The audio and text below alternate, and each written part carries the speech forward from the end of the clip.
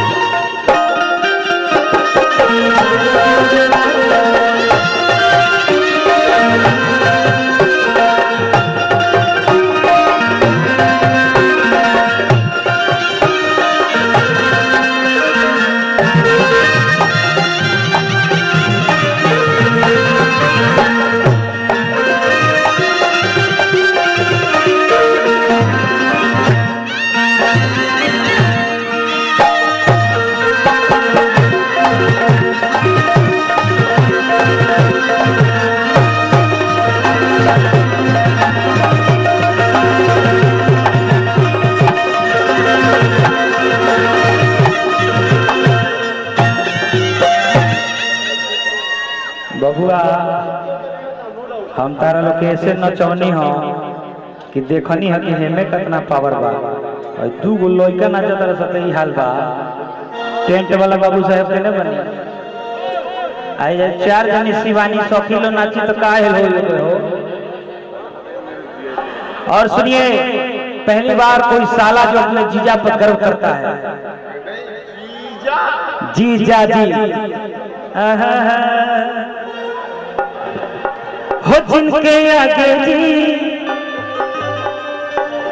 हो जिनके पीछे जी, हो जिनके आगे पीछे जी हो। यहाँ के वहाँ के साला है, यहाँ गाँव के साला है। बहुत खुश मानी कहने के हमारा जीजा जी के कह दी कि हम जीजा जी के साला अपना तरफ से पुरस्कार देनी है। के बहुत बहुत धन्यवाद।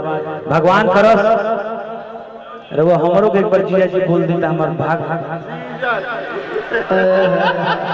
बाकी जीजा जी भैया एक ही में कपार ले हंसला तो हंसा तरह के तोहरे पर कह जीजा जी।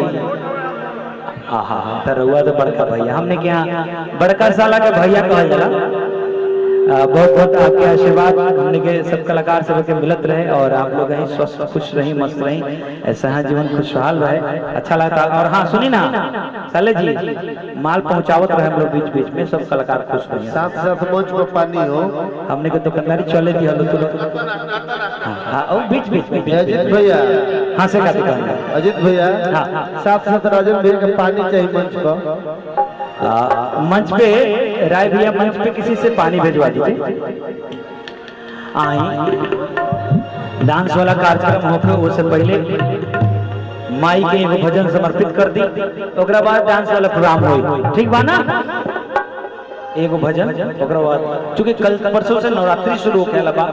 मुकुल हमारा छोटा भाई कैमरे के पीछे, जितने भी यूट्यूब वाले हमारे भाई लोग हैं, यूट्यूब देखने वाले लोगों से मैं बता रहा हूँ कि ये सब जितने पीछे बैठे हैं ना एकदम खूबसूरत लग रहे हैं, एकदम हीरो की तरह सब लोग।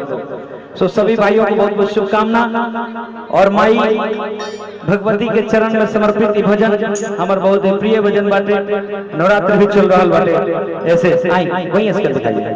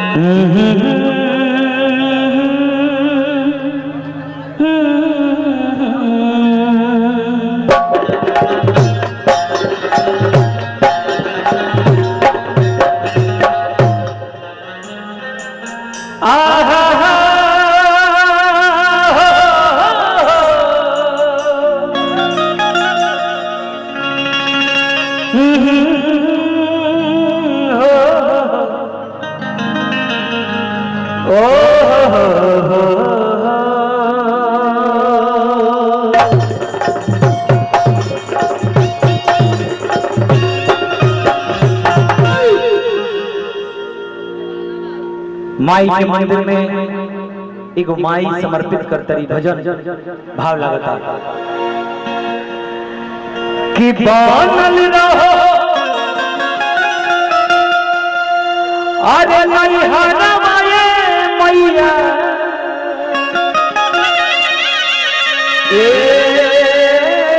मैया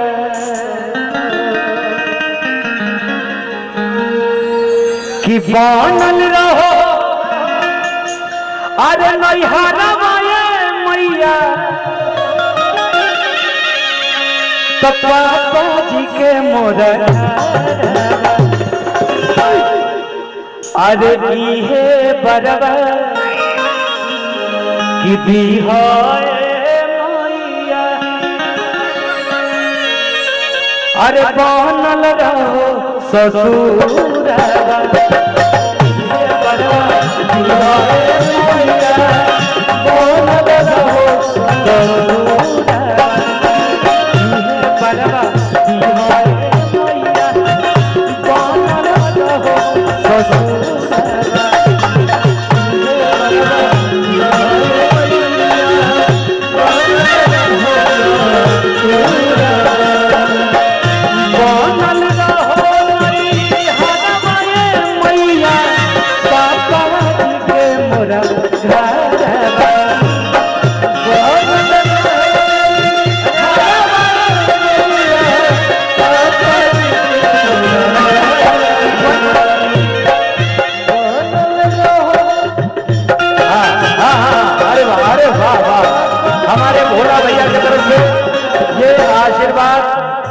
पुरस्कार हम सभी कलाकार ने एक जोरदार तालियां बजाएं इस परिवार के लिए।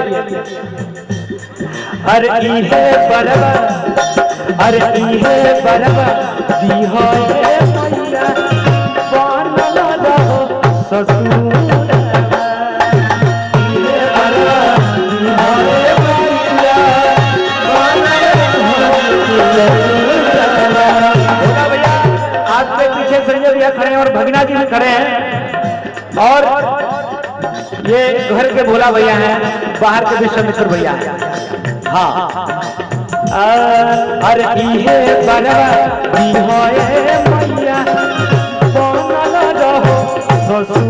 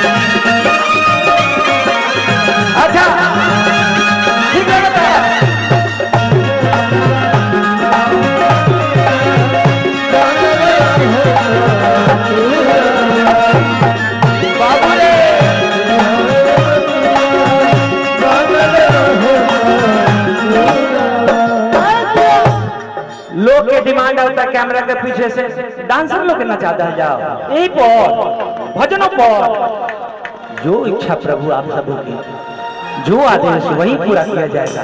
हाँ अब आओ केकरा केकरा के रितिका और शिवानी दो आदमी पहले आई, पहले आ जाओ सब ए धुन बना करे उ गाना बड़ा बाजल बा मेहर के फर्ज निभाइबा। रुको रुको रुको रुको एकरे क्लोज कर दे चैप्टर इज द क्लोज। हमारा उम्मीद बा हमरा मुकेश भाई, उम्मीद बा हमरा कि एमे रस निकाल दे सकते तो लोग उ रस पी के मजा ले, देखी ना खाली। हाँ बजवा ले जाओ। मुकेश भाई ने कहा कि इस भजन पे अगर लोग ताली बजा देंगे तो हम मान जाएंगे कि अजीत भैया कलाकार हैं। अभी तो देखिए ना, अभी ऐसा ही बात रहा है, सुन लीजिए तो पहले भैया भैया ऐसे नहीं कहा जाता कि वीरों की धरती जवानों का देश और बाकी बलिया। आवा रितिका और शिवानी तनिया तो चक्रधार मार के बोलो तो दोनों जनी करे जा लोग। देखा उनका उम्र बढ़ा दे बेचारू के, लास्ट टाइम चलता। हाँ वाह चाचा बहुत बढ़िया। ओए मुर्की एकरे मुर्की अंतरा में तेरी मुर्की मार के हो। अरे चमका तरह संगा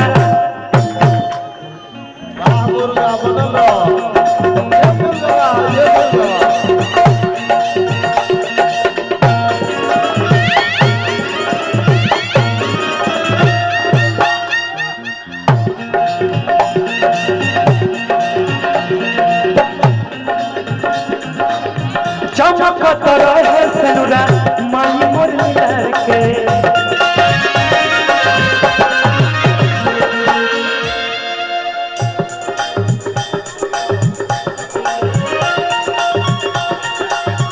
छपरा लभाव में भैया छपरा लभाव एमे ज्यादा छपरा भाव में ज्यादा खुदावे के नहीं थे, हल्का हल्का भीतरे मिसे के बाबा मिशन ना। हाँ चमकत रहे सनुरा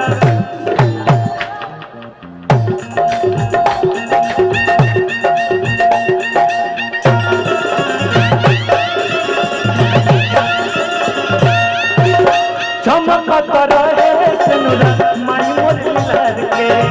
और सही गवत नहीं तो के प्यार के।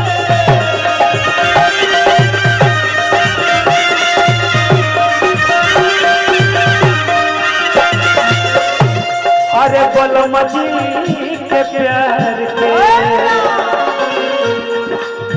नैहरा में भैया ससुर में रहा,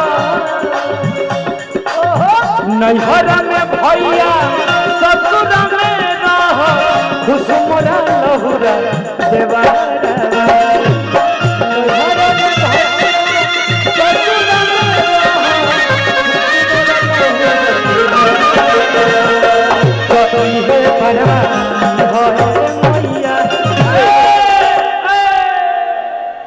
अपना बेकत का लग जा, हमारे बेकत है नहीं, आप लोग है नहीं।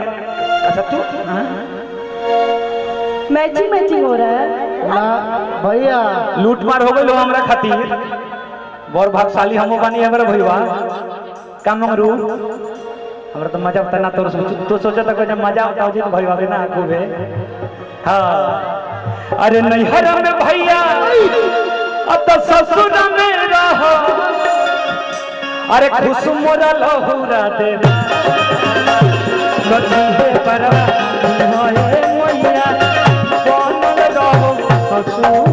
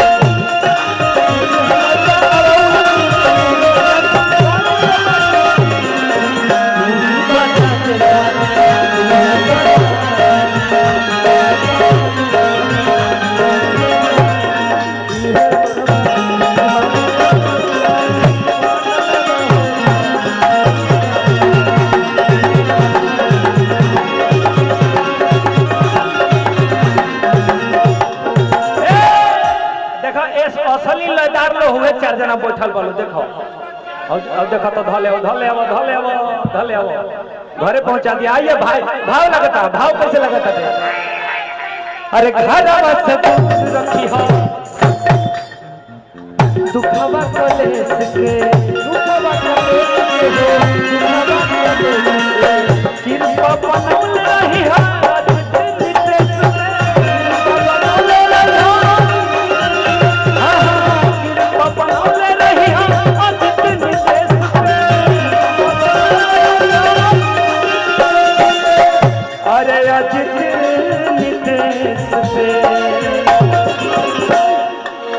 माई हो पुरई हो हिया राजू रही हो।